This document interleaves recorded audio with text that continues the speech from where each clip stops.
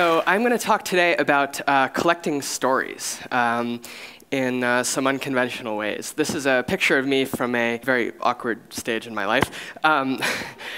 You might enjoy the awkwardly tight cut-off pajama bottoms with balloons.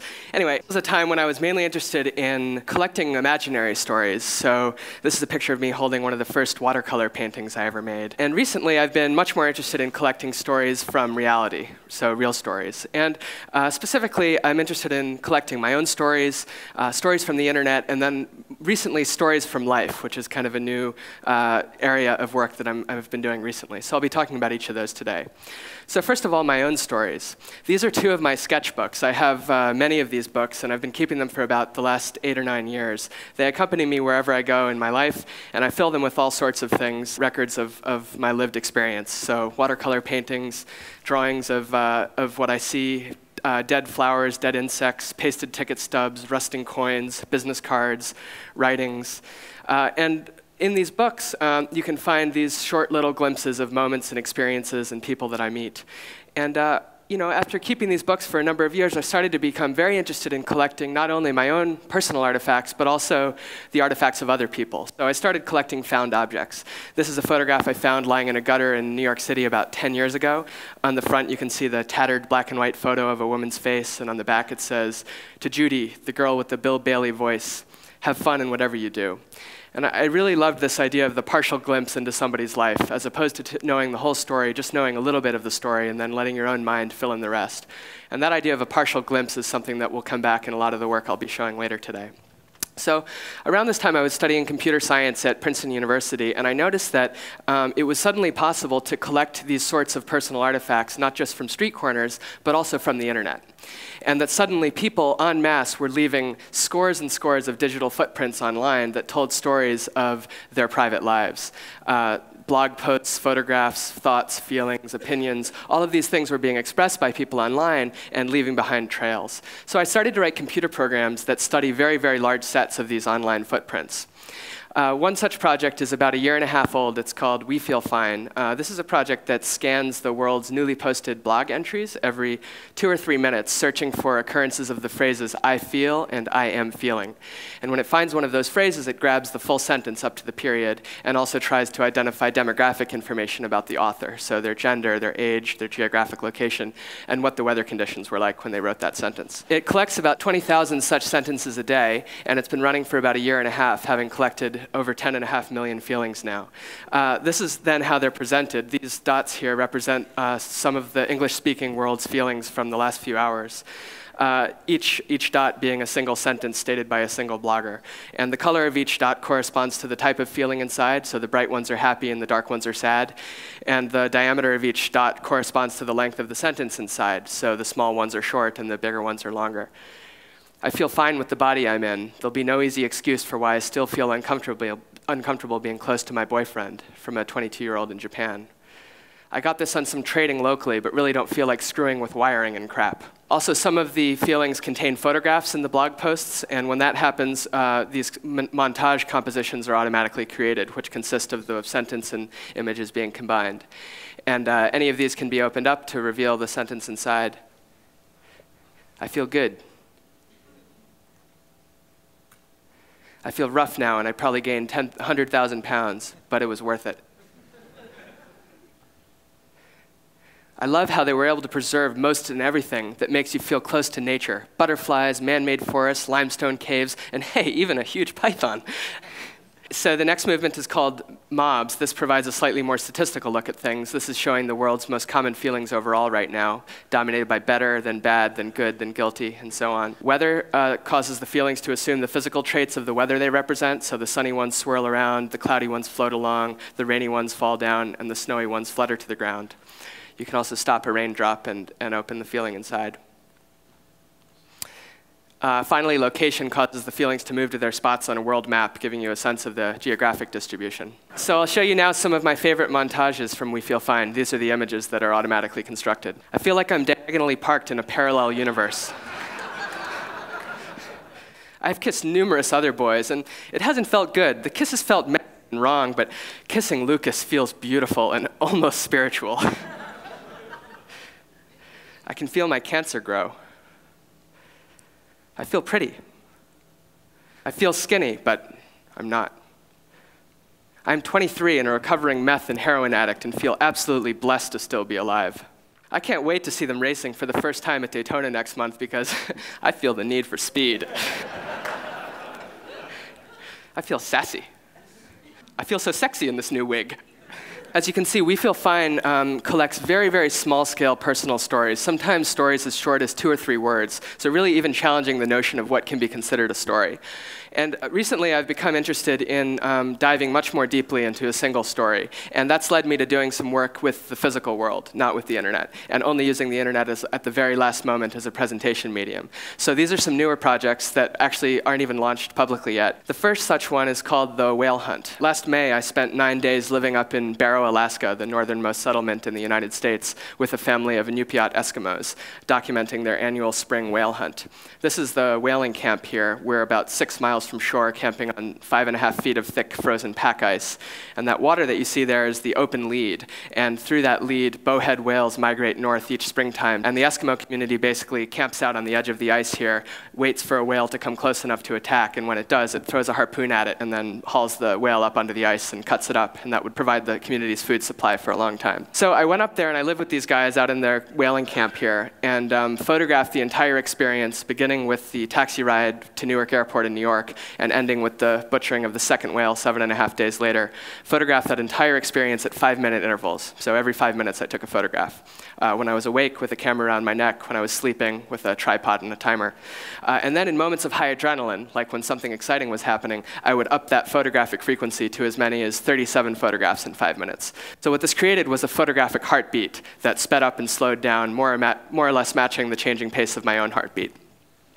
That was the first concept here. The second concept was to use this experience to think about the fundamental components of any story. What are the things that make up a story? So stories have characters, stories have concepts, stories take place in a certain area, they have contexts, they have colors, what do they look like? They have time, when did it take place? Dates, when did it occur? And in the case of the whale hunt, also this idea of an excitement level. The thing about stories, though, in most of the existing mediums that we're accustomed to, things like novels, radio, photographs, movies, even lectures like this one, we're very accustomed to this idea of the narrator, or the camera position, some kind of omniscient external body through whose eyes you see the story. And we're very used to this.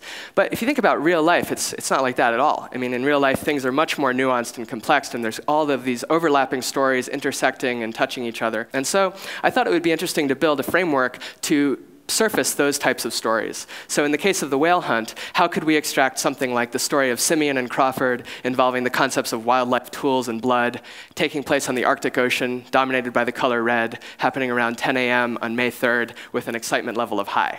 So how extract this order of narrative from this larger story? I built a web interface for viewing the whale hunt that attempts to do just this. So these are all 3,214 pictures taken up there. This is my studio in Brooklyn. This is the Arctic Ocean and the butchering of the second whale 7 days later.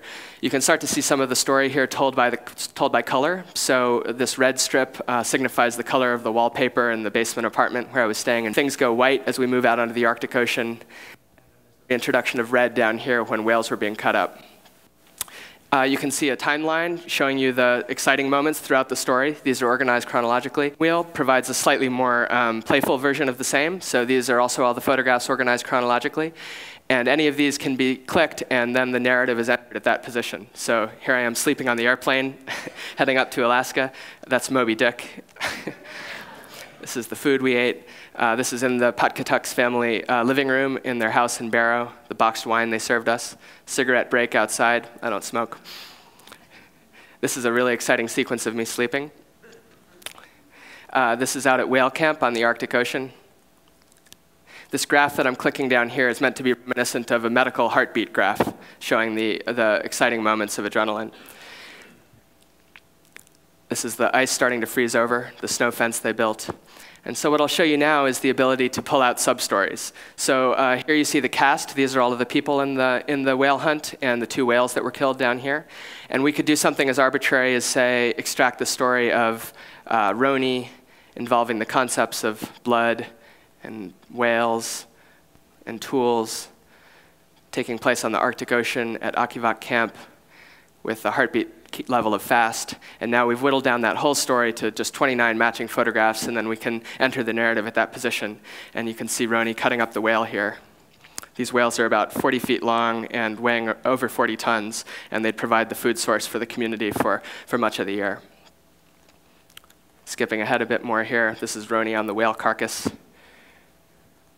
They use no chainsaws or anything. It's entirely just blades, and an incredibly efficient process. This is guys on a rope pulling open the carcass. This is the muktuk, or the blubber, all lined up for community distribution. That's baleen. Moving on. So what I'm going to tell you about next is a very new thing. It's not even a project yet. So just yesterday, I flew in here from Singapore, and before that, I was spending 2 weeks in Bhutan, the small Himalayan kingdom nestled between Tibet and India. And I was doing a project there about happiness, interviewing a lot of local people. So Bhutan has this really wacky thing where they base most of their high-level governmental decisions around the concept of gross national happiness instead of gross domestic product. And they've been doing this since the 70s. And it leads to just a completely different value system. It's an incredibly non-materialistic culture where people don't have a lot, but they're incredibly happy. So I went around and I talked to people about some of these ideas. So I did a number of things. I asked people a number of set questions and took a number of set photographs and interviewed them with audio and also took pictures. I would start by asking people to rate their happiness between 1 and 10, which is kind of inherently absurd. And then when they answered, I would inflate that number of balloons and give them that number of balloons to hold. So you have some really happy person holding 10 balloons and some really sad soul holding 1 balloon. But even holding 1 balloon is like kind of happy. And then I would ask them a number of questions, like what was the happiest day in their life, what makes them happy, and then finally I would ask them to make a wish. And when they made a wish, I would write their wish onto one of the balloons and take a picture of them holding it. So I'm going to show you now just a few brief snippets of some of the interviews that I did, some of the people I spoke with. This is an 11-year-old student. He was playing cops and robbers with his friends running around town, and they all had plastic toy guns. His wish was to become a police officer. He was getting started early. Those were his hands. I took pictures of everybody's hands because I think you can often tell a lot from somebody about how their hands look. I took a portrait of everybody and asked everybody to make a funny face. A 17-year-old student. Her wish was to have been born a boy. She thinks that women have a pretty tough go at things in Bhutan, and it's a lot easier if you're a boy.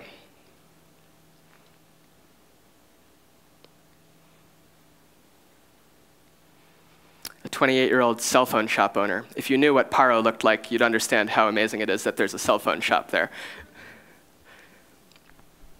He wanted to help poor people.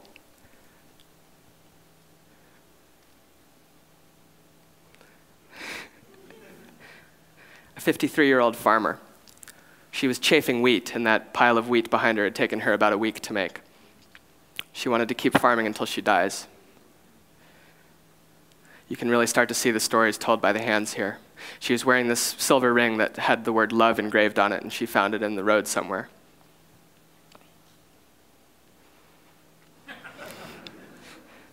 A 16-year-old quarry worker. This guy was breaking rocks with a hammer in the hot sunlight. But he just wanted to spend his life as a farmer.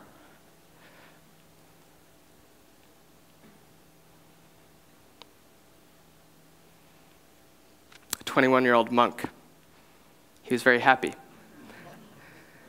He wanted to live a long life in the monastery. He had this amazing series of hairs growing up on the left side of his face, which I'm told is very good luck. He was kind of too shy to make a funny face. A 16-year-old student. She wanted to become an independent woman. I asked her about that, and she said she meant that she doesn't want to be married because, in her opinion, when you get married in Bhutan as a woman, your chances to live an independent life kind of end. And so she had no interest in that.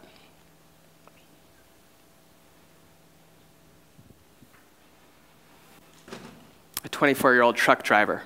There are these terrifyingly huge Indian trucks that come careening around one-lane roads with two-lane traffic with 3,000-foot drop-offs right next to the road, and he was driving one of these trucks. But all he wanted was just to live a comfortable life like other people.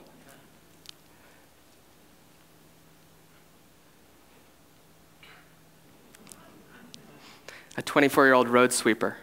I caught her on her lunch break. She'd built a little fire to keep warm right next to the road. her wish was to marry someone with a car.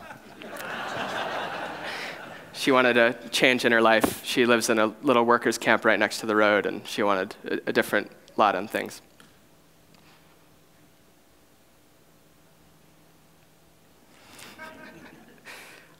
An 81-year-old itinerant farmer saw this guy on the side of the road, and he actually doesn't have a home. He travels from farm to farm each day trying to find work, and then he tries to sleep at whatever farm he gets work at.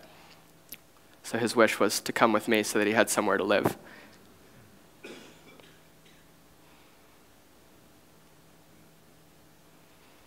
And he had this amazing knife that he pulled out of his go and started brandishing when I asked him to make a funny face. He's all good-natured. A 10-year-old. He wanted to join a school and learn to read, but his parents didn't have enough money to send him to school. He was eating this orange sugary candy that he kept dipping his fingers into, and since there was so much saliva on his hands, this orange paste started to form on his palms.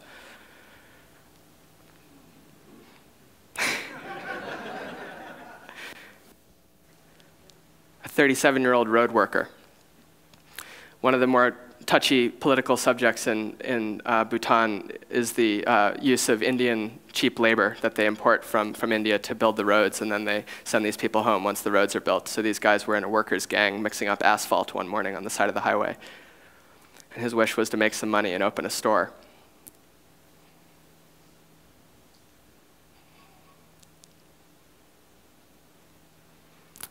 A 75-year-old farmer, she was selling oranges on the side of the road. I asked her about a wish, and she said, you know, maybe I'll live, maybe I'll die, but I don't have a wish.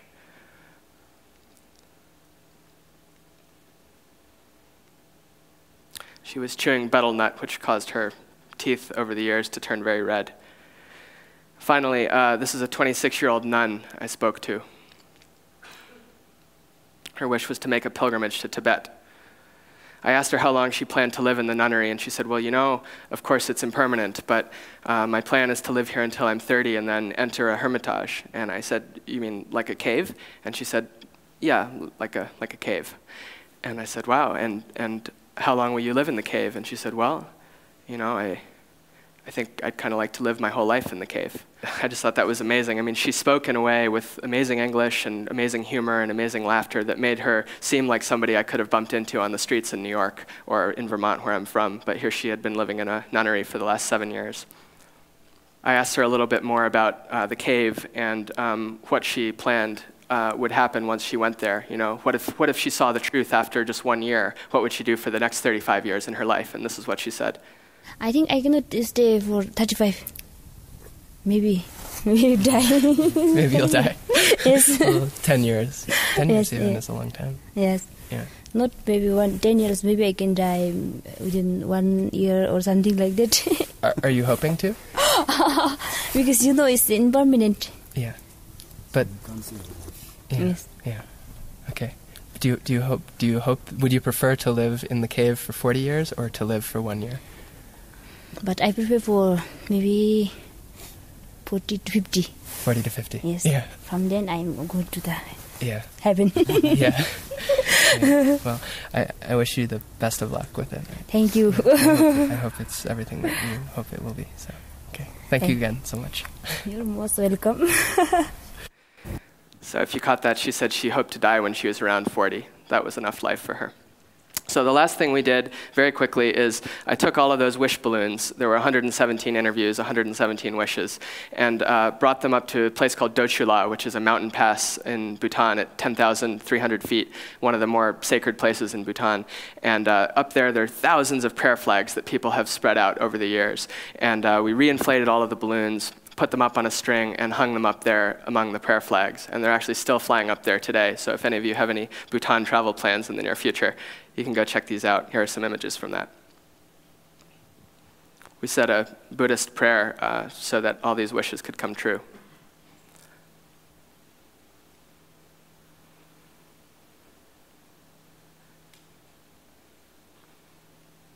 You can start to see some familiar balloons here. To make some money and open a store was the Indian road worker.